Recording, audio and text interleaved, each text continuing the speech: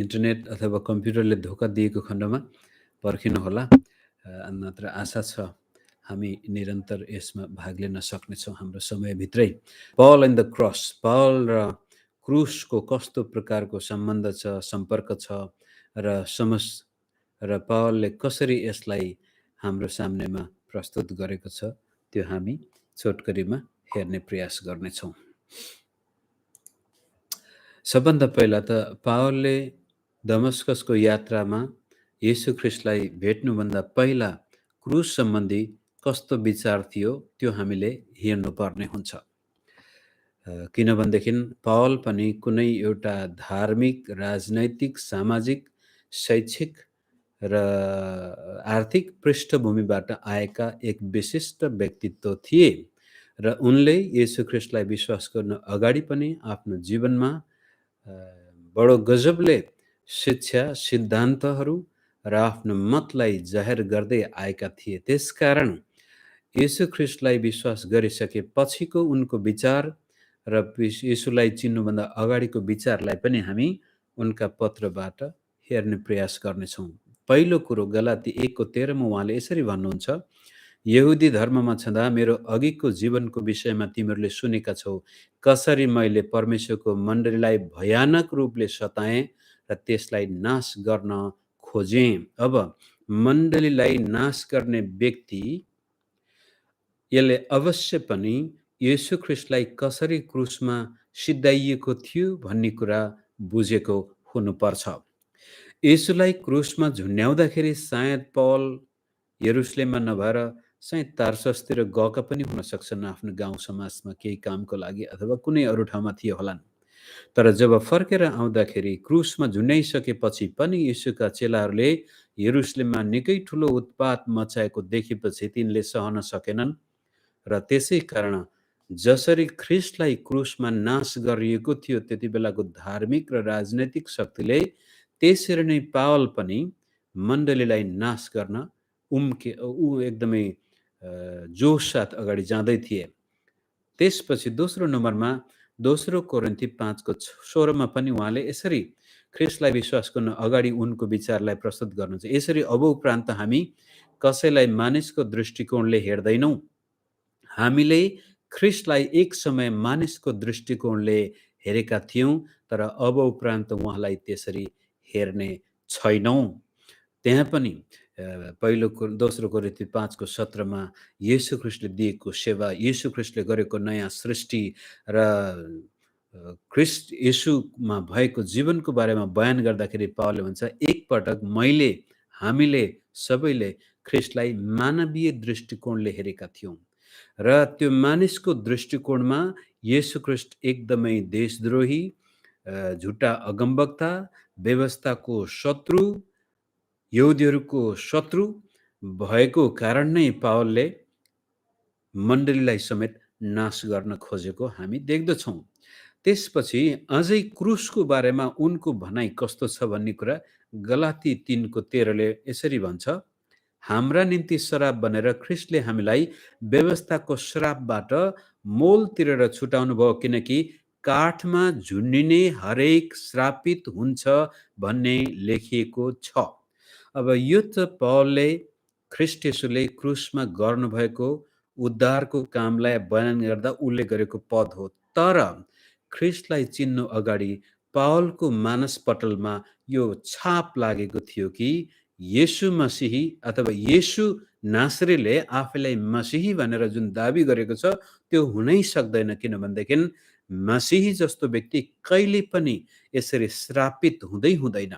किनभनेदेखि त्यो उनले व्यवस्था 21 अध्याय 22-23 पदमा पढेको हुनुपर्छ। व्यवस्थाको 21:20 पदबाटै पढ्नुभयो भनेदेखि त्यहाँ पनि एउटा आमा बाबुको कुरा नमान्ने अथवा आमा बाबुको बेइज्जत गर्ने, आज्ञा पालन गर्नुको सट्टामा आमा बाबुको अपमान गर्ने, आमा बाबुलाई आक्रमण गर्ने, छोरालाई कसरी दण्ड दिने भन्दाखेरि तिनीहरूले त्यसपछि समाजका एल्डरहरू कहाँ गएर, धर्मगुरु कहाँ गएर, हेर्नुहोस् हाम्रो छोराले हाम्रो त अपमान, बदनाम, हामीलाई आक्रमण गर्यो, यो कुलङ्गार कुपुत्र बन्यो, यसलाई अब तपाईँले हामीलाई त्यसले खानै दिएन, बस्नै दिएन। यस्तो स्थितिमा आमा-बाबुले आफ्नो छोरालाई धर्मगुरुहरूको साथमा लगेपछि ती धर्मगुरुहरूले त्यस्तो प्रकारको कुलङ्गार कुपुत्रलाई ढुङ्गाले हान्नु, त्यसपछि काठमा झुन्ड्याइदिनु। भनिसकेपछि अब त्यसरी झुन्ड्याइएको व्यक्तिलाई कसरी चाहिँ अन्तिम टुङ्गो लगाउने भन्ने कुरोमा यसरी भनिएको छ, कुनै मानिसले प्राणदण्ड पाउने पाप गर्दा तिनीहरूले त्यसलाई मारेर त्यसको शरीर रुखमा झुन्ड्यायो भने त्यसको लास रातभरि रुखमा झुन्ड्याएर नराख्नु, तर त्यही दिन त्यसलाई गाडिहाल्नु, किनभने जो झुन्ड्याइन्छ त्यो परमेश्वरबाट श्रापित हुन्छ। परमप्रभु तिमीहरूका परमेश्वरले तिमीहरूको अधिकारमा दिनुहुने देश अशुद्ध नपार। यस किसिमले ठ्याक्कै परमेश्वरको विरुद्धमा आएको अगमवक्ता, झुटो अगमवक्ता येशू नासरी क्रुसमा झुन्डिएको यो व्यक्ति चाहिँ परमेश्वरबाटै श्रापित भएको नै हुनुपर्छ भन्ने पावलको दमस्कस पूर्वको विश्वास थियो। यो हामीले विचार गरौँ। र अब यसलाई समरीमा हेर्दाखेरि यहुदी मानसिकतामा परमेश्वरबाट श्रापित व्यक्ति जो क्रुसमा झुन्ड्याइन्छ, क्रुस त्यो व्यक्तिको लागि अब क्रुसमा झुन्ड्याइनु, काठमा झुन्ड्याइनु, रुखमा झुन्ड्याइनु यहुदी परम्परा अनुसार त यो परमेश्वरबाटै श्रापित। अनि गैर यहुदीको मानसिकतामा चाहिँ अपमान, बेइज्जत, लाज अनि शरम। गैर यहुदी भन्ने बित्तिकै त्यति बेलामा विभिन्न अरू जातिहरू, कहिलेकाहीँ बाइबलले अन्य जाति भन्छ, त्यो शब्द त्यति अर्थपूर्ण पनि छैन र त्यसको सोचाइ पनि अझै अर्थभन्दा बाहिर नै जान्छ। र गैर यहुदीको मानसिकतामा कस्तो थियो? पहिलो कुरो, फारसी मानसिकतामा पनि यो बेइज्जतको कुरो, अपमानको कुरो, लाज अनि शरम, कसैको परिवारमा कसैलाई क्रुसमा झुन्ड्याएर मृत्युदण्ड दिएको खण्डमा त्यो कुलमा नै कलङ्क लाग्ने। यो फारसीहरूले ईसा पूर्व 600 वर्षतिरबाट यसको प्रयोग गरेको ऐतिहासिक प्रमाण भेटिन्छन्। त्यसपछि अलेक्जेन्डर महानले जब फारसमा कब्जा गरे, फारस साम्राज्यलाई आफ्नो बसमा लिइसकेपछि त्यहाँबाट यिनले सिके। त्यसपछि ग्रिसका शासकहरूले पनि ग्रिक साम्राज्यमा पनि यो क्रुसमा झुन्ड्याइने चलन सुरु भयो त्यसपछि। अनि ग्रिस साम्राज्यपछि आयो रोमी साम्राज्य। ग्रिसलाई पनि रोमले कब्जा गर्यो अनि त्यसैबाट रोमले पनि मानिसहरूलाई क्रुसमा मृत्युदण्ड दिँदाखेरि क्रुसको उपयोग गर्न थाल्यो। अनि रोम सरकारको पिनल कोड के भन्छ, न्याय प्रणालीमा मृत्युदण्ड दिँदाखेरि 3 किसिमले दिइन्थ्यो। एउटा कुख्यात अपराधी, दास, अपमानित व्यक्ति, के भन्छ आप्रवासीहरूलाई क्रुसमा झुन्ड्याइन्थ्यो। त्यसपछि त्योभन्दा अलिक सजिलो अथवा अलिक सम्मानपूर्वक भनौँ, सम्मान त के भनौँ, त क्रुसभन्दा अलिक उपल्लो स्थान चाहिँ काठमा बाँधेर जलाइदिने। अनि त्यसपछि तेस्रो चाहिँ घाँटी काट्नु अथवा टाउको काटेर तरवारले मृत्युदण्ड दिँदाखेरि यस किसिमले 3 भागमा विभाजन गर्थ्यो र क्रुस चाहिँ सबैभन्दा निम्न स्तरको लाज, शरम, अपराधी र रोमी नागरिकलाई त्यसै कारण क्रुसमा टाँगिँदैन थियो। मृत्युदण्ड दिँदाखेरि पनि यदि यो रोमी नागरिक हो भने, कोही कोही एका त्यस्तै निकै देशद्रोहीको भयो भने क्रुसमा झुन्ड्याइने, तर अधिकांश रोमी नागरिक भएको खण्डमा क्रुसमा मर्नुपर्ने थिएन, घाँटी काटेर मारिन्थ्यो। अनि दार्शनिक सिसराका अनुसार पनि रोमी नागरिकले क्रुस भन्ने शब्दै उच्चारण गर्न हुँदैन। यस्तो श्रापित एउटा चिन्हको रूपमा, जसरी यहुदीहरूको लागि यो श्रापित थियो, रोमीहरूको लागि पनि यो श्रापित थियो। त्यसै कारण दास, आप्रवासी र कुख्यात अपराधीलाई यातना दिनको लागि यो क्रुस प्रयोग गरिन्थ्यो। र पावल पनि यी कुराहरूसँग परिचित छन्। त उनको लागि दमस्कसको अनुभवभन्दा पहिला पावलका लागि क्रुस भन्ने बित्तिकै परमेश्वरबाट श्रापित, सामाजिक अपमानित, समाजबाट एकदमै बेइज्जत भएको व्यक्ति र मानव कमजोरी र अशक्तताको चिन्ह यो दासहरूलाई, यो डायनेसियस भन्ने एउटा विद्वानले लेखेको छ, रोमी सोसाइटी, रोमी सभ्यता अथवा रोमी समाज यस्तो निर्दयी समाज थियो कि कुनै कुनै दासले नराम्रो गरे खण्डमा मालिकले त्यसपछि त्यो दासको काँधमा काठको एउटा बीम राखेर कहिलेकाहीँ अगाडिबाट यसरी हात गरेर अगाडि पछाडि त्यो काठको बीम अनि बाटो बाटो पछाडिबाट कोर्रा लगाउँदै पिट्दै यो तपाईँ र मैले रोमी इतिहास पढ्दाखेरि रोम पतन हुनु अगाडि मानवता हराइसकेको थियो रोमी समाजबाट। त यस किसिमले यो कमजोर अशक्त व्यक्तिहरूको कुनै त्यहाँ मूल्य हुँदैन थियो र कुख्यात अपराधीलाई दिने चरम सजाएर यातनाको चिन्ह क्रुस थियो र पावलको लागि त्यसै कारण मसीही कहिले पनि यो क्रुसको योग्यको हुँदै हुँदैन। मसीही कसरी क्रुसमा चढ्ने व्यक्तिलाई हामी मसीही स्वीकार गर्ने यो हुँदै नहुने कुरो। तर गजबको कुरो दमस्कस रोडको प्रकाशले पावलको सोचमा भयानक परिवर्तन ल्यायो। यो परिवर्तनको बारेमा पावललाई जब यरुशलेममा पक्रिन्छ र त्यसपछि यहुदीहरूको भिडले उनलाई मार्नुपर्छ भन्दाखेरि आफ्नो सफाई दिँदाखेरि उनले किन ख्रिस्ट येशूलाई विश्वास गरे भन्ने कुरा भन्दाखेरि यो क्रुस अथवा ख्रिस्ट येशूको जम्का भेट हुँदाखेरि आएको परिवर्तनलाई यसरी उहाँले प्रस्तुत गर्नुभएको छ प्रेरित 22 को 6 देखि 10। हुन त प्रेरित 9 मा उनको त्यो अनुभव उल्लेख गरेको छ। यहाँ पावलको आफ्नै मुखबाट हामी सुन्नेछौँ। मेरो यात्रामा दमस्कसनेर आइपुग्दा प्राय मध्याह्न भएको हुँदो हो, अचानक स्वर्गबाट एउटा ठुलो ज्योति मेरो वरिपरि चम्क्यो र म जमिनमा लोटेँ अनि मलाई यसो भनिरहेको एउटा आवाज सुने, ए साओल तिमी किन मलाई सताउँदैछौ? अब याद गर्नुहोस्, यो व्यक्ति मण्डली नाश गर्दै थियो यरुशलेममा अनि यरुशलेममा पनि चित्त नबुझेर त्यहाँबाट भागेर गएका विश्वासीहरू दमस्कससम्म पुगेका छन् भन्ने कुरो सुनेको कारण पुर्जी काटेर तिनीहरूलाई दमस्कसबाट पक्रेर यरुशलेममा ल्याउनको लागि ऊ दमस्कस जाँदै थियो र बाटोमा यीशु ख्रिस्ट त्यस कहाँ देखा पर्नुहुन्छ र प्रभुले भन्नुहुन्छ तिमी मलाई किन सताउँदैछौ? अनि मैले सोधेँ, बडो गजबको परिवर्तन आउँछ, हे प्रभु तपाईँ को हुनुहुन्छ? अनि उहाँले मलाई भन्नुभयो, नासरतको यीशु मै हुँ जसलाई तिमी सताइरहेछौ, जसलाई तिमीले श्रापित व्यक्ति भन्ठानेका थियौ, अपमानित व्यक्ति भन्ठानेका थियौ, झुटो अगमवक्ता व्यवस्थाको शत्रु परमेश्वरको दुश्मन भन्ठानेका थियौ। म त्यही यीशु नासरी हुँ। तब मसँग जतिजना थिए तिनीहरूले ज्योति त देखे तर मसँग बोल्नेको शब्द भने सुनेनन्। मैले भने, हे प्रभु अब म के गरौँ? अनि प्रभुले मलाई भन्नुभयो, उठ दमस्कसमा जाऊ र तिमीले गर्नुपर्ने तोकेका कामहरू तिमीलाई बताइनेछन्। अब यस्तो कुख्यात ख्रिस्टको शत्रु, मण्डलीको दुश्मन, सुसमाचारको दुश्मन अचानक येशू ख्रिस्टको एउटा छुवाईबाट भन्छ, प्रभु म के गरौँ? अब मैले त भयानक भूल गरेँ प्रभु। मैले त सोचे तपाईँ त एउटा श्रापित व्यक्ति होला भन्ठानेको थिएँ। तपाईँ त जीवित मसीहा पो रहेछ।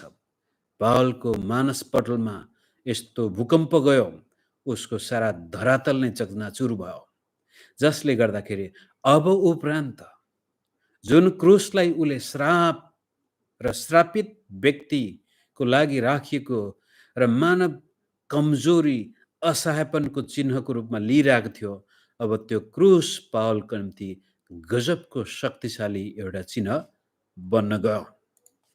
अब त्यसलाई पहिलो कोरिन्थी दोस्रो अध्यायको 1 र 2 पदमा पहिला हामी हेरौँ। पावलको आफ्नै शब्दबाट क्रुसलाई उले अब कसरी हेर्दैछ। कोरिन्थीको मण्डलीमा धेरै विभाजन आइरहेको थियो। तछाड मछाड थियो, त ठुलो कि म ठुलो, तेरो पास्टर ठुलो कि मेरो पास्टर ठुलो। तिनीहरूलाई पत्र लेख्दाखेरि पावलले भन्छ, भाइ हो म तिमीहरू कहाँ आउँदा ठुला ठुला कुराहरू र बुद्धिमा परमेश्वरका गवाईको घोषणा गर्दै आइन, किनकि तिमीहरूसँग हुँदा येशू ख्रिस्ट उहाँलाई क्रुसमा टाँगेका कुरा बाहेक अरू केही नजान्ने नै मैले निश्चय गरेको थिएँ। अब याद गर्नुहोस्, दमस्कस अघि क्रुस मुखबाट उच्चारणै गर्न नचाहने व्यक्तिले अब कोरिन्थीहरूलाई लेख्दैछ, तिमीहरू कहाँ सुसमाचार सुनाउन त्यो मण्डली स्थापना गर्न म आउँदाखेरि हेर, येशू ख्रिस्ट उहाँलाई क्रुसमा टाँगेका कुरा बाहेक अरू केही नजान्ने नै मैले निश्चय गरेको थिएँ। क्रुसको सन्देश नै पावलको सुसमाचारको केन्द्र बन्यो। अब पावलको सुसमाचार सिद्धान्तमा सीमित नभएर सुसमाचार पावलको जीवनशैली, मैले यहाँ सुसमाचार लेख्छु, वास्तवमा क्रुस अब क्रुसको कुरा मात्र तिमीहरूको बिचमा म बयान गर्नेछु भनेको छ। त्यो चाहिँ हो सुसमाचार। र त्यो क्रुस चाहिँ अब एउटा सैद्धान्तिक शिक्षाको एउटा बुँदा मात्र भएन, त्यो पावलको जीवन जिउने शैली भयो। येशू ख्रीष्ट केही वर्ष अगाडि क्रुसमा मर्नु भएको थियो, तर पावलको लागि चाहिँ यस्तो विचार कि ऊ सदाकाल क्रुसमा नै झुन्डिएको छ। भन्न खोजेको कुरो, पावलको हर दिन हर समय क्रुसको छहारीमा बाँचेको जीवन बन्न गयो। त्यसलाई उहाँले अब यसरी भन्नुहुन्छ, गलाती 2:19-20 र त्यसको 6:14 पनि म पढ्छु। किनकि परमेश्वरको निम्ति म जिउन सकु भनेर व्यवस्थाद्वारा व्यवस्थाको लेखी म मरेको छु। म ख्रीष्टसँगै क्रुसमा टाँगिएको छु। अब उपरान्त जिउने म होइन, तर ख्रीष्ट ममा जिउनुहुन्छ। जुन जीवन शरीरमा म अहिले जिउँछु त्यो परमेश्वरका पुत्रमा विश्वास गरेर जिउँछु, जसले मलाई प्रेम गर्नुभयो र मेरो निम्ति आफैलाई अर्पण गर्नुभयो। ख्रीष्टसँगै क्रुसमा टाँगिएको छु। त्यो पावलको आफ्नो जीवनशैली।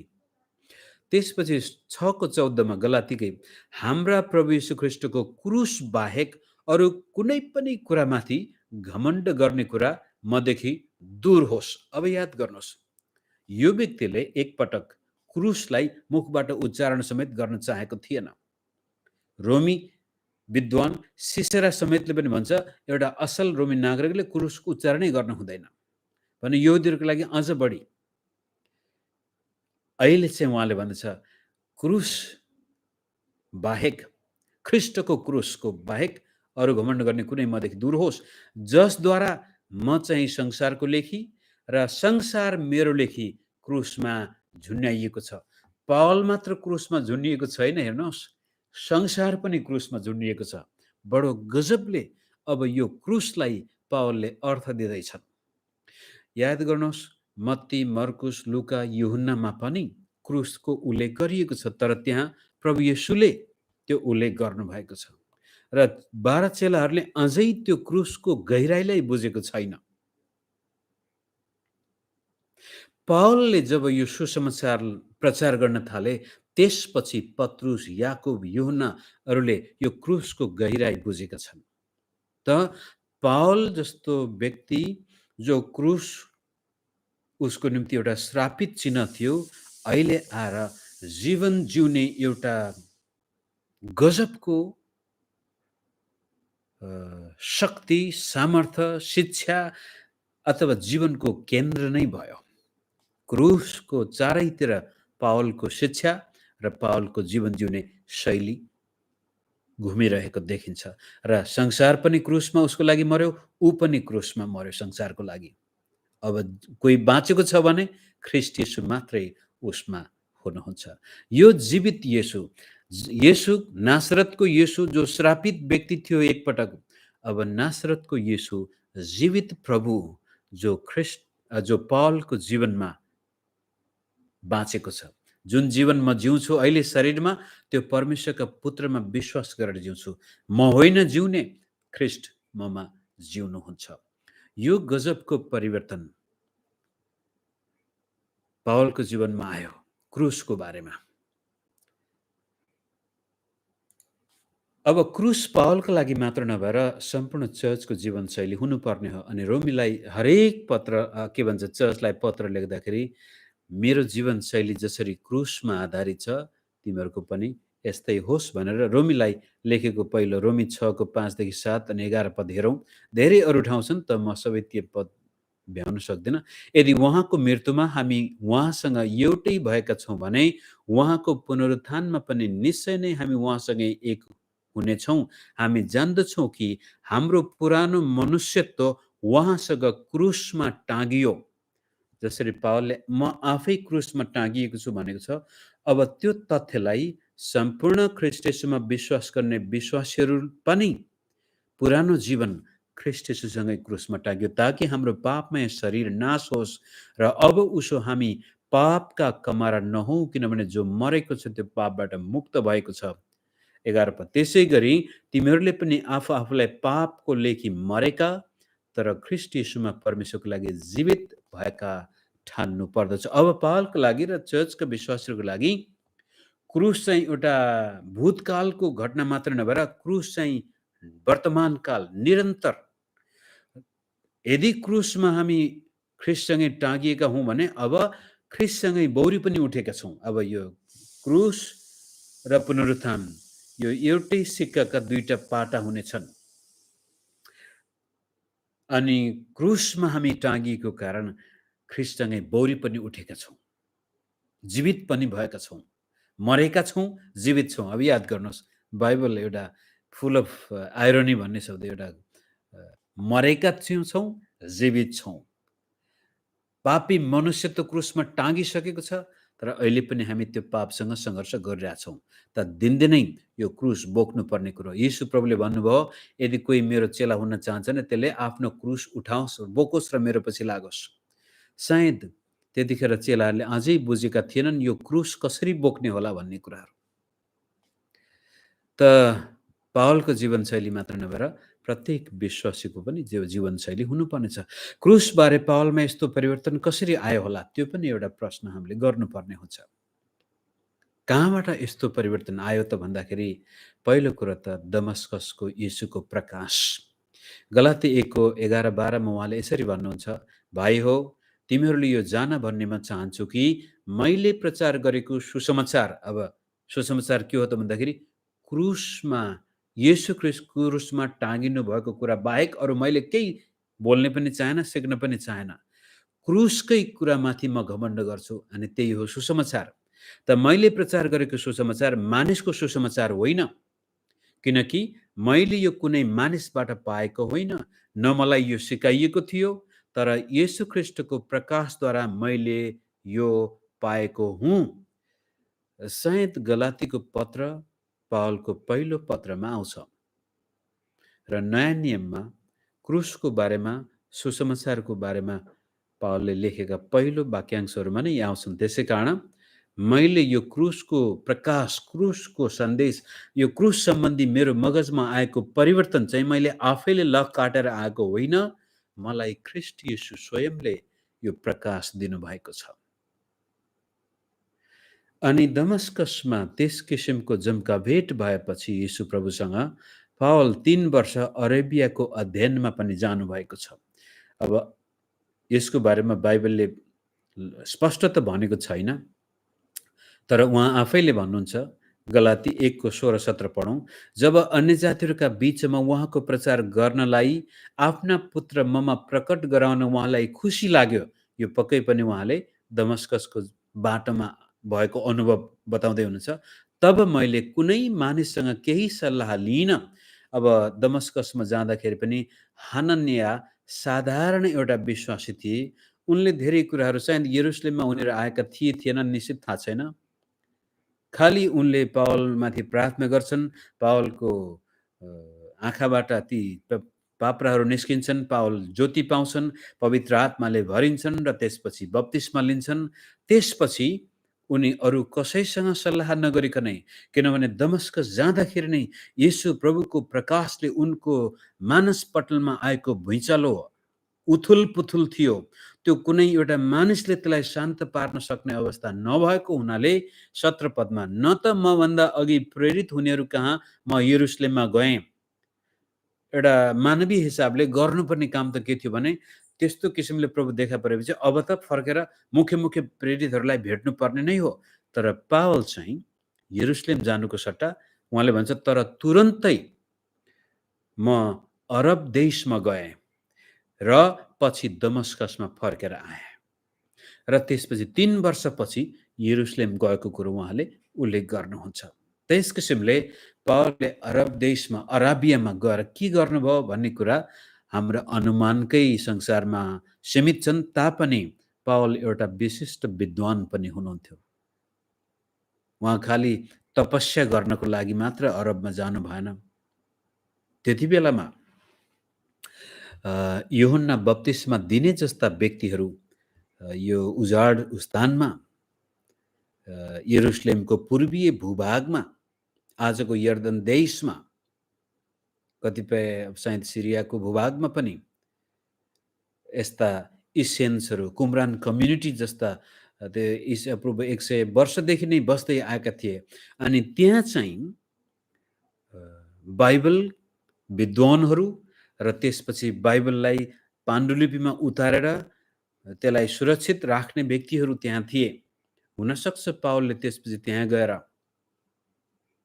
अध्ययन गरेको पनि हुनसक्छ, कारण उनी गमालियल जस्ता विद्वानका चेला थिए, शिष्य थिए। र जुन प्रकारको उथुल-पुथुल आयो, उनको पहिला पुरानो नियममा भएको व्यवस्थाको ज्ञान अब येशू ख्रीष्टले दिएको नयाँ प्रकाशसँग दाँजेर पक्कै पनि उनले अध्ययन गरेको हुनुपर्छ। जसको कारण अब जब दमस्कसमा आएपछि उनले त्यहाँका यहुदीहरूलाई मसीह येशू नासरी मसीही हो, जुन येशूलाई तिमीहरूले क्रुसमा झुन्ड्यायो उहाँ नै मसीह हो भनेर घनघोर शक्तिशाली रूपले प्रचार गर्दै हुनुहुन्थ्यो। यस किसिमले यो क्रुसमा परिवर्तन कहाँबाट आयो भन्दाखेरि पहिलो कुरो त मुख्य त प्रकाश नै हो। त्यसपछि आएको प्रकाशलाई आफ्नो ज्ञान बुद्धि र बाइबलले दिएका पुरानो नियमका ती अगमबाणीहरूलाई पनि उनले आफ्नो प्रकाशको आधारमा उल्था गरेर अब त्यसको अर्थ बल्ल थाहा पाउन थाले। जसै व्यवस्था 21 को 23 मा क्रुसमा झुन्डिने श्रापित हो, त किन येशू श्रापित हुनु परेको त? यो पो कुरो रहेछ। अब पावलको मगजमा क्रुसको प्रकाश आउँदछ र नयाँ करारको प्रतिज्ञा येशूमा पूरा भएको आभास पावललाई हुन्छ, जुन कुरो उहाँले दोस्रो कोरिन्थी 3 को 7 देखि 11 यसरी अब बयान गर्नुहुन्छ। तर मृत्यु ल्याउने व्यवस्थाका अक्षरहरू ढुङ्गामा खोपिएका थिए। दमस्कस भन्दा पहिला उनले त्यो ढुङ्गामा खोपिएको कुरो नै सबै ठानेको थियो। तर अहिले अब त्यसको बयान उहाँले यसरी गर्नुहुन्छ। त्यो व्यवस्था यस्तो महिमामय भएर आयो, ढुङ्गामा लेखिएको व्यवस्था 10 आज्ञा, कि त्यसको तेजले गर्दा इजरायलीहरू मूसाको अनुहार हेर्न सकेनन्। यद्यपि त्यो तेज हराउँदै जाँदै थियो। पवित्र आत्माको सेवा कसरी अझ बढी महिमामय नहोला? अब चाहिँ येशू प्रभुले दिएको प्रकाशलाई उहाँले भन्दै हुनुहुन्छ। 12 जना चेलाहरूलाई प्रभुले पहिल्यै छान्नु भएको थियो।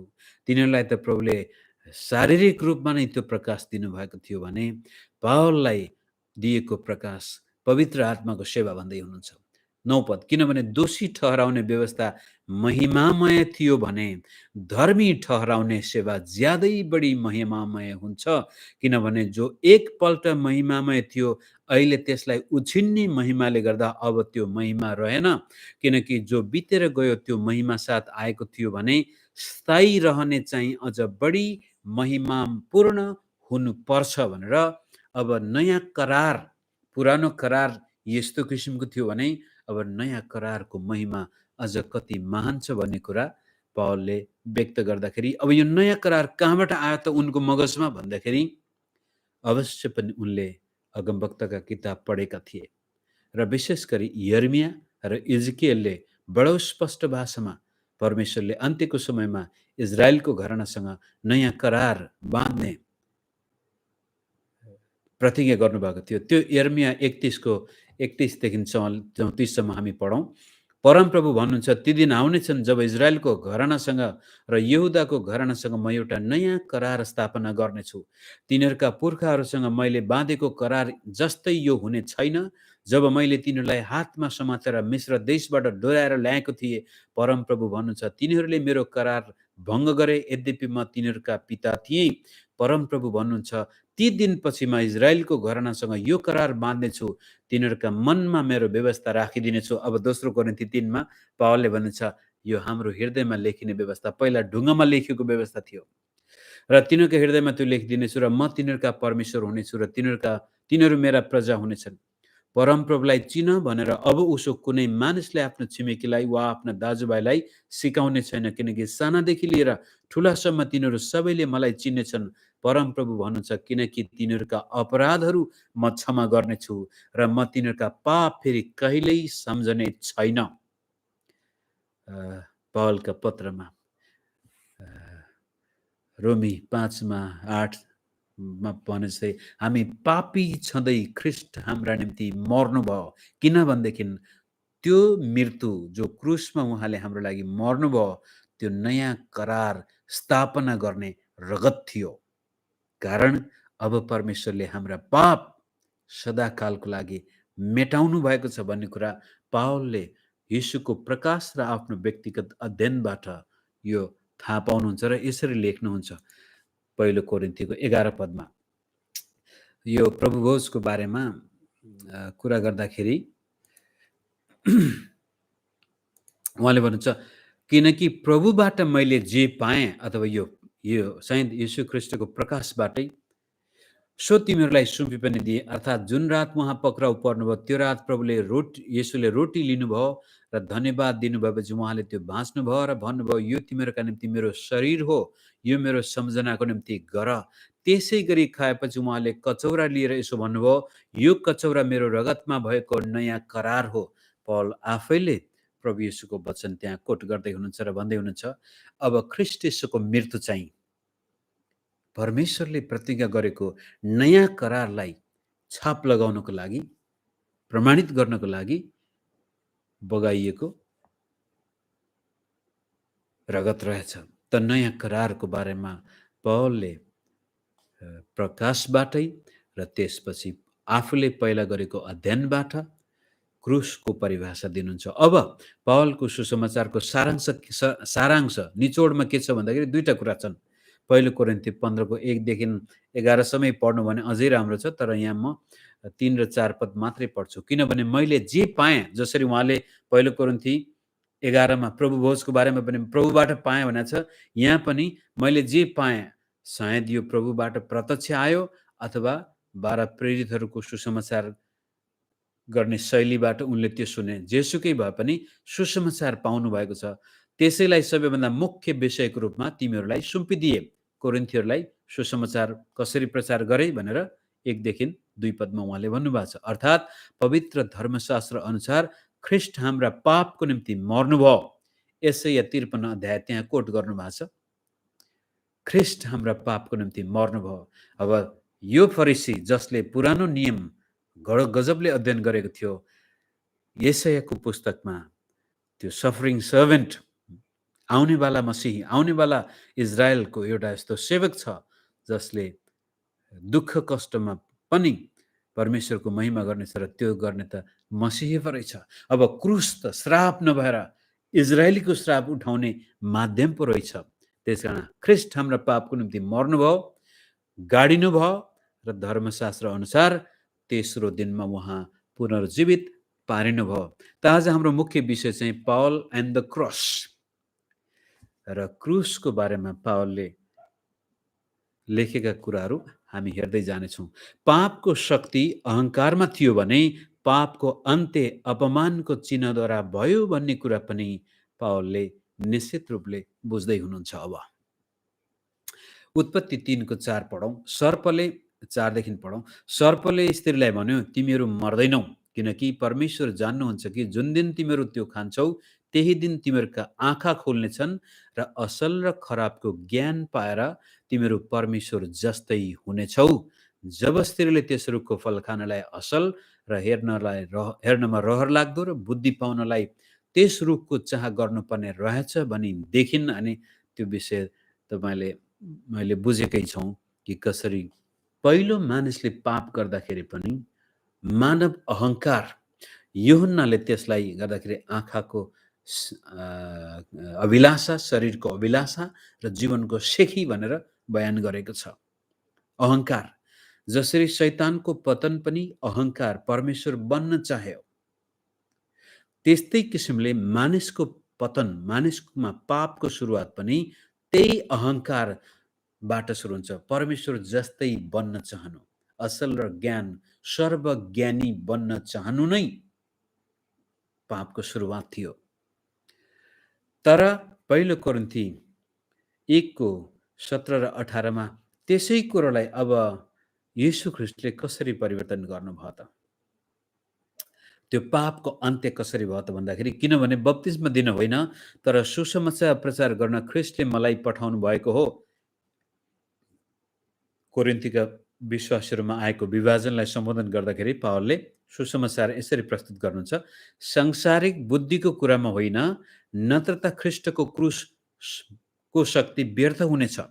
त क्रुसको शक्ति के रहेछ त भन्दाखेरि 18 पद, किनकि नष्ट भइरहेका निम्ति क्रुसको सन्देश मूर्खता हो, तर हामी उद्धार पाइरहेका निम्ति परमेश्वरको शक्ति हो।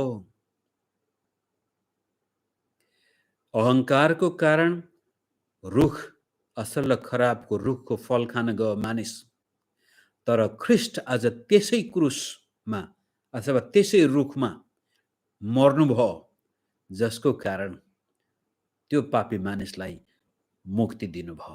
त पापको शक्ति नाश गर्ने माध्यम अथवा चिन्हको रूपमा क्रुस पावलले प्रस्तुत गर्दै हुन्छ। क्रुसको शक्ति भन्ने बित्तिकै हुन त त्यो काठमा शक्ति छ भन्न खोजेको होइन, तरै पनि त्यो क्रुसमा ख्रीष्ट येशूले गर्नुभएको जुन काम छ त्यसलाई अंकित गर्दा पावलले भन्नुहुन्छ त्यो शक्तिले पाप नष्ट भएको छ भन्ने पनि हुन्छ।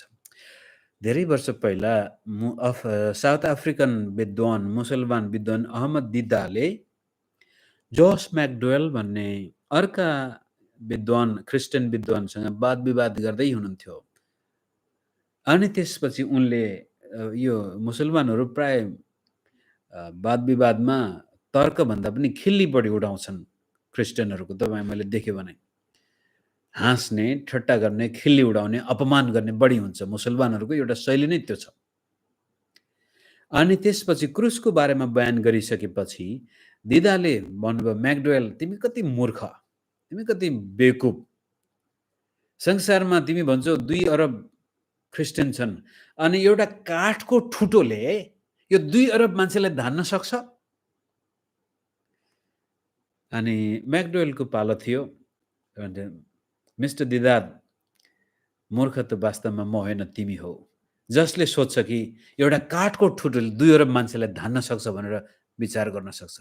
यदि क्रुस काठको ठुटो मात्रै हुन्थ्यो भनेदेखि यसले 2 जना व्यक्ति त धान्न सक्दैन। तर तिमीले ठान्छौ यो त खाली ठुटो मात्रै हो जसले गर्दा 2 अरब धानेको छ भने ठान्नु नै तिम्रो मूर्खता हो, किनभने यो काठको ठुटो मात्र होइन, यसमा परमेश्वरको महान शक्ति छ।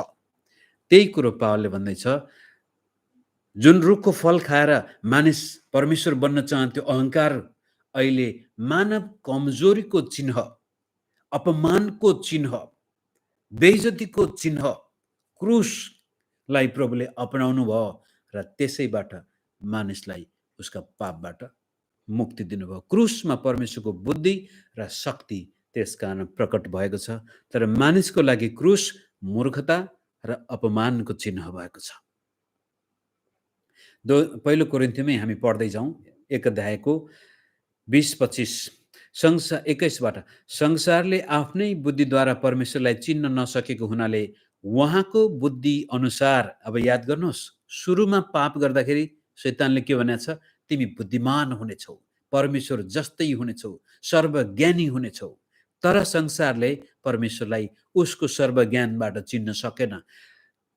त्यसै कारण हुनाले उहाँको बुद्धि अनुसार हामीले प्रचारेको सुसमाचारको मूर्खताद्वारा नै विश्वास गर्नेहरूलाई बचाउन परमेश्वरले उचित ठहराउनु भयो, किनकि यहुदीहरू चिन्न माग्छन् र ग्रीकहरू बुद्धिको खोजीमा छन्, तर हामी चाहिँ क्रुसमा टाँगिनु भएको ख्रीष्टलाई प्रचार गर्दछौँ। अब याद गर्नुहोस्, पावलले क्रुसलाई बडो गजबले बयान गरेको छ। अरू प्रेरितहरूले यो रहस्य बयान गर्न सकेको थिएन। पावलले बताइसकेपछि बल्ल त्यसपछि चर्चले क्रुसको महत्त्व बुझ्दछ, अथवा कल्वरी क्रुसमा येशू प्रभुले गर्नुभएको त्यो बलिदानको गहिराई त्यहाँ आउँदछ कि मानिसले परमेश्वरलाई चिन्न सकेन, तर परमेश्वरले मानिसको निम्ति जो कुरो मूर्ख थियो, यहुदीहरूका निम्ति यो बेइज्जती थियो, त्यसै चिन्हमा परमेश्वरले आफूलाई प्रकट गर्नुभएको छ। अनि 24 तर ती बोलावट भएकाहरूको निम्ति चाहे यहुदी हुन् चाहे वा ग्रीक हुन्, ख्रिस्ट नै परमेश्वरको शक्ति र बुद्धि हुनुहुन्छ। अनि 29 पदमा यसैले कुनै प्राणीले परमेश्वरको सामुन्ने अहङ्कार नगरोस्। परमेश्वर नै ख्रिस्ट येशूमा तिमीहरूका जीवनको स्रोत हुनुहुन्छ। ख्रिस्टलाई नै उहाँले हाम्रो बुद्धि, हाम्रो धार्मिकता र पवित्रता, हाम्रो उद्धार बनाउनु भयो। याद गर्नुहोस्, बुद्धिमान बन्नको लागि त्यो रुखको फल खायो मानिसले, जसले गर्दा ऊ पापमा पतन भयो। आज त्यसै रुखमा यीशु झुन्डिनु भयो, श्रापित बन्नुभयो र मानिसलाई मुक्ति दिनुभयो। अब संसारको नजरमा क्रुस अपमानको चिन्ह हो, तर येशूले त्यो अपमान सहेर नै पाप र शैतानको योजनालाई रद्द गर्नुभयो भन्ने कुरा फिलिप्पीमा पनि पावलले यसरी उल्लेख गर्नुहुन्छ। फिलिप 2को 6बाट 11सम्म म पढ्छु। परमेश्वरको स्वरूपमा भएर पनि उहाँले परमेश्वरको बराबरी हुने कुरालाई एउटा फिक पक्रिराख्ने वस्तु जस्तो ठान्नु भएन, तर आफैलाई रित्याइकन कमाराको रूप धारण गरेर, याद गर्नुहोस्, क्रुस चाहिँ दासहरूलाई झुन्ड्याउने, एकदमै अपराधी, कुख्यात, कमजोर व्यक्तिहरूलाई झुन्ड्याउने चिन्ह थियो। अनि येशू ख्रिस्ट कमारा बन्नुभयो। 8 पद, मानिस जस्तै भएर आफैलाई होच्याउनु भयो, मृत्युसम्म अर्थात् क्रुसको मृत्युसम्म आज्ञाकारी हुनुभयो। त्यसै कारण परमेश्वरले उहाँलाई अति उच्च पार्नुभयो र उहाँलाई त्यो नाउँ प्रदान गर्नुभयो, जो हरेक नाउँभन्दा उच्च छ, कि स्वर्गमा र पृथ्वीमाथि र पृथ्वी मुनि भएको हरेक प्राणीले येशूको नाउँमा घुँडा टेक्नुपर्छ र हरेक जिब्रोले परमेश्वर पिताका महिमाको निम्ति येशू ख्रिस्टलाई प्रभु भनी स्वीकार गर्नुपर्छ। क्रुससम्मको अपमान मानिसको नजरमा त्यो अपमानको चिन्ह हो, अनि त्यही अपमानको चिन्हद्वारा ख्रिस्ट येशूले संसारमा पाप, शैतान र सबै प्रकारका अधर्ममाथि विजय हासिल गर्नुभयो। क्रुसमा व्यवस्थाको शक्ति र श्रापको पनि अन्त्य भयो। मेरो समय सिद्धिसकेछ र म अब पढ्दै जान्छु यी पदहरू। क्रुसमा शैतानको शक्ति, पापको शक्ति, अब व्यवस्थाले ल्याएको श्राप र शैतानिक शक्तिहरूको माफ गर्नुहोस्, कता गएछ यो? कलस्य 2मा यसरी भनिएको छ, तिमीहरू आफ्ना अपराध र शरीर अनुसार बेखतनमा मरेका थियो, तर परमेश्वरले हाम्रा सबै अपराध क्षमा गरिदिएर उहाँसँगै जीवित पार्नुभयो। हाम्रो विरुद्धमा रहेको तमसुक र त्यसका सबै कानुनी दाबीहरूलाई क्रुसमा किला ठोकी रद्द गरिदिनु भयो। याद गर्नुहोस्, यो फरिसी एकपटक येशू नासरीलाई श्रापित व्यक्तिको रूपमा हेर्दै थियो, किनभने क्रुसमा मर्ने श्रापित व्यक्ति हुनु पर्थ्यो। अहिले आएर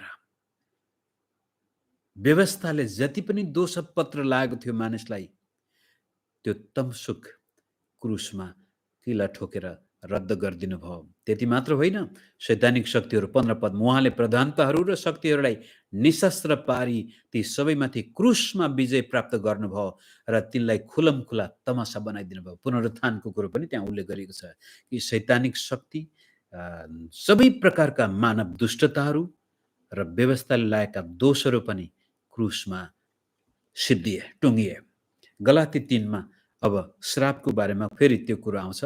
हाम्रा निम्ति श्राप बनेर ख्रिस्टले हामीलाई व्यवस्थाको श्रापबाट मोल तिरेर छुटाउनु भयो, किनकि काठमा झुन्डिने हरेक श्रापित हुन्छ। यस किसिमले पावलले येशूको क्रुसलाई धर्मशास्त्रीय गहिराईमा व्याख्या गरेर हामीलाई बुझाएको छ।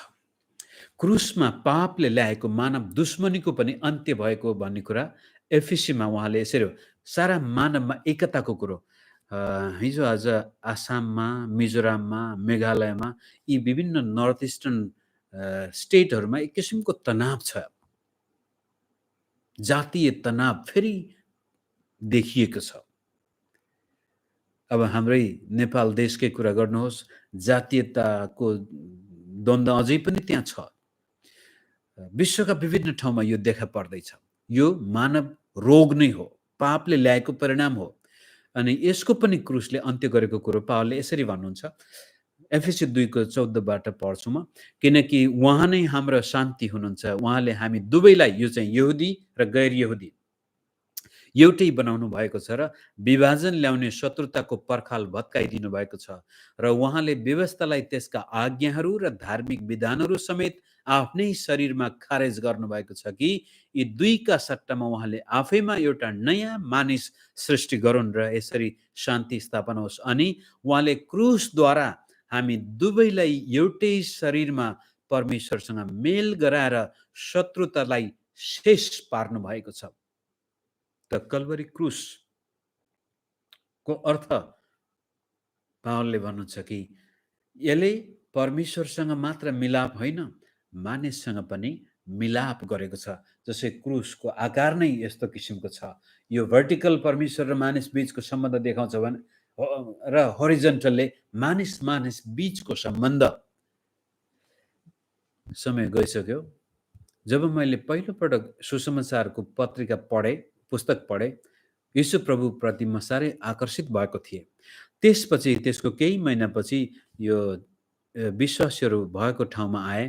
एउटा पास्टरको घरमा बसिरहेको थिएँ। यीशुलाई धर्मको रूपले मैले अझै पनि हेर्न सकेको थिएन, अथवा यो तर एउटा महापुरुषको रूपमा हेर्दै थिएँ म त्यति बेलासम्म। र त्यो घरमा, त्यो सङ्गतिमा एकजना दाइ आउनुभयो। त्यो सुदूरपश्चिमको धनगढीमा त्यो चर्च थियो। उहाँ माथि डडेलधुराबाट आउनुभएको थियो।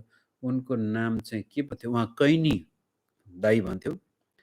आएर त्यसपछि त्यहाँ सङ्गति भयो। त्यो रात उहाँ त्यहीँ बस्नुभयो। अनि पास्टर चाहिँ बाहुन थिए र ती दाइ चाहिँ कैनी भएको कारण अब त्यति बेलाको चलन छ पानी नचल्ने जात भन्ने सबैलाई थाहा थियो।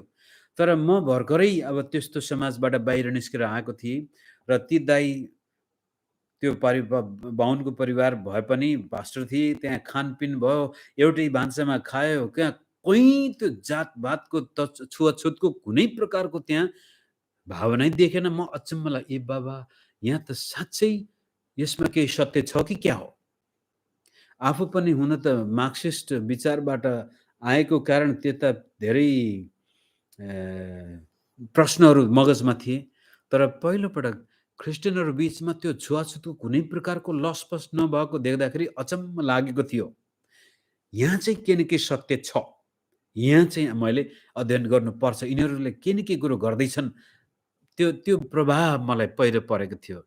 यहाँ पावलले भन्दैछ, कल्वरी क्रुस चाहिँ त्यो परमेश्वरले गर्नुभएको महान काम हो जसमा मानव बीचमा भएका दुश्मनीहरू, विभाजनहरू, भिन्नताहरू पनि टुङ्गिएका छन्। यो कहाँबाट हामीले सुन्दैछौँ? पावलले दिएको अर्थ, पावलले गरेको बयान। 12 चेलाहरूले यसको यति गहिरो अध्ययन गरेको अथवा यति गहिरो अर्थ हामीलाई लेखेको छैन। हुन त प्रभुलाई त थाहा थियो, त्यसकारण मेरो क्रुस बोका भनेर भनिन्छ प्रभुले। तर पछि प्रभु यीशुले पावललाई त्यो प्रकाश दिनुहुन्छ र उनले भन्छन्, परमेश्वरसँग मात्र हाम्रो मिलाप होइन, अब त मानिससँग पनि हाम्रो मिलाप भएको छ। त्यसै कारण यहाँनिर भनिहालौँ, चर्चमा ख्रिस्ट येशूलाई विश्वास गरिसकेपछि पनि यदि जातभातको कुरोमा लिएर ममा सङ्कुचित भावना छ, ओहो फलानु त यो जातको, म त उ जातको भन्ने छुवाछुतको भावना अथवा विभेदको भावना ममा आयो भनेदेखि यसको मतलब मैले क्रुसको अर्थ बुझेको छैन। क्रुसले ल्याउने परिवर्तन ममा आएको छैन। अर्को शब्दमा भन्दाखेरि जहाँ रेसिजम हुन्छ, जहाँ जातीयताको छुवाछुतको भावना हुन्छ, त्यो व्यक्तिले ख्रिस्टलाई चिनेको छैन। उसको मुक्ति नै शङ्कास्पद अवस्थामा हुन सक्छ। त पावलले मानव बीचको शत्रुता पनि क्रुसमा टुङ्गिएको छ। शक्ति र कमजोरीको तहलाई क्रुसले उल्टो पारेको छ। मानव विचारमा को शक्तिशाली, को ठुलो? अनि पावलले कसरी भन्छ? 2 कोरिन्थी 12 मा हेरौँ। तर प्रशस्त प्रकाशहरूको कारण घमण्डलेमा व्रत नफुलौँ भनेर मलाई सताउन र घमण्डबाट रोक्नलाई शैतानको दूत अर्थात् एउटा काँडो मेरो शरीरमा दियो। मलाई त लाग्छ यो चाहिँ पावलको क्रुस, शैतानको दूत भनिएको छ। पावललाई घमण्डबाट बचाउनको लागि, कारण सुरुमा घमण्डकै कारण मानिस पतन भएको थियो र प्रभुले पनि पावललाई उसका महान वरदानहरू, यस्तो पावलले लेखेका जस्ता पत्र कुनै मानवले अहिलेसम्म लेख्न सकेको छैन। त्यो विद्या, त्यो बुद्धि, त्यो प्रकाश ती दर्शनहरू तेस्रो स्वर्ग पुगेको, हिजो आज एउटा अगमबाणी बोलेको त्यो पुरा भएपछि आफूलाई अगमवक्ता रे, एउटा व्यक्तिलाई प्रार्थना गरेर निकोपछि अनि चङ्गाइकर्ता रे, अनि हामी बिल्कुल फुक्छौँ त्यसमा, म यति ठुलो।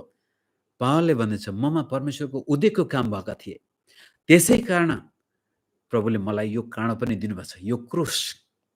8 पद, यो मबाट हटोस् भनेर मैले 3 पल्ट प्रभुसित बिन्ती गरेँ, तर मलाई उहाँले भन्नुभयो मेरो अनुग्रह तेरो निम्ति पर्याप्त छ, किनभने मेरो शक्ति दुर्बलतामा नै सिद्ध हुन्छ। मानिसको निम्ति क्रुस कमजोरीको चिन्ह हो, तर परमेश्वरको शक्ति त्यसै कमजोरीमा प्रमाणित भयो। यस कारण ख्रीष्टको शक्ति ममा बास गरोस् भनेर म बरु मेरा दुर्बलतामा बढी खुसी साथ गर्व गर्नेछु। यस कारण ख्रीष्टको खातिर दुर्बलताहरूमा, बदनामीहरूमा, कठिनाइहरूमा, सतावटहरूमा, आपद विपदमा म सन्तुष्ट रहन्छु, किनकि जब म दुर्बल छु तब म शक्तिशाली छु। मित्र, तपाईं र म यो पावलको वचनलाई ठोकेर भन्न सक्छौँ कि जब तपाईंलाई मानिसले हेला गर्छ, तपाईंको अपमान गरिन्छ, तपाईंको खेदो गरिन्छ, तपाईंको बेइज्जती गरिन्छ, त्यति बेलामा आफैलाई ओहो म त कस्तो कमजोर बिचारा नठान्नुहोस्, त्यति बेला छाती फुलाउँ, हो प्रभु ल तपाईंले अब ममा आफ्नो महिमा प्रकट गर्नुहुनेछ, तपाईंले अब ममा आफ्नो शक्ति प्रकट गर्नुहुनेछ। यसकारण यी मित्रहरू जसले मेरो बदनाम गर्दैछन्, मेरो खैरो खन्दैछन्, मेरो बेइज्जत गर्दैछन्, मलाई लखेड्दैछन्, प्रभु तिनीहरूलाई क्षमा दिनुहोस्, तपाईंको शक्ति अब ममा प्रकट हुनेछ। पावलले भन्छ म जब कमजोर हुन्छु त्यति बेला यो मानवीय सिस्टमलाई उल्टो गराइदिएको छ क्रुसले। म बढी बोल्न थालेछु, माफ गर्नुहोस्। ईसाई जीवन क्रुसबाट परिभाषित हुनुपर्छ। यो तपाईंले पहिलो कोरिन्थी 1:26-27 मा पावलले भन्छ तिमीहरू विचार गर कस्तो खालको अवस्थाबाट प्रभुमा आएको थियो, अहिले ठुलो भयो भन्दैमा अहंकार नगर। पावलको अनुसरण नगर्ने क्रुसका शत्रु हुन्। क्रुसको शत्रुको बारेमा पनि म भनिहालौँ। फिलिप्पी 2:17 र 19 मा पावलले भाइ हो तिमीहरू मेरो अनुसरण गर्नेहरू हौ, हामीमा तिमीहरूले देखेको नमुना अनुसार जिउनेहरूलाई हेर। मैले धेरै पल्ट बताएका मानिसहरूका बारेमा फेरि पनि म तिमीहरूलाई रुँदै भन्दछु कि तिनीहरू ख्रीष्टका क्रुसका शत्रुहरू जस्तै जीवन बिताउँछन्। कसरी तिनीहरू ख्रीष्टका क्रुसका शत्रु भए?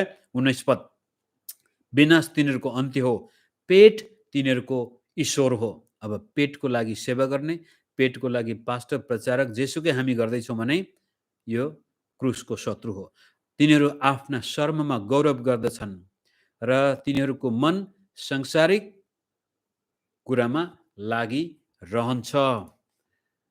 अन्तिम, यो मेरो अन्तिम हो। कतिजनाले हात उठाएको कुरो पनि देखिए यहाँ, सायद मैले समयको घेरा नागे कि।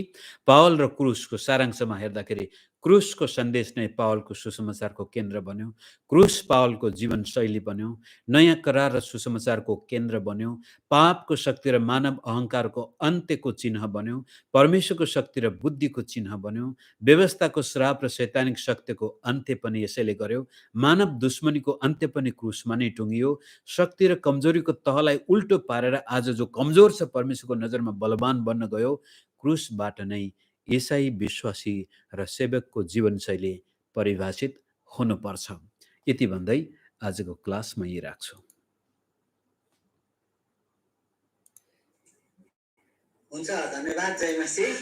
परमेश्वरलाई धन्यवाद दिएको आजको कक्षाको निम्ति र हामी धन्यवाद भन्न सक्छौँ।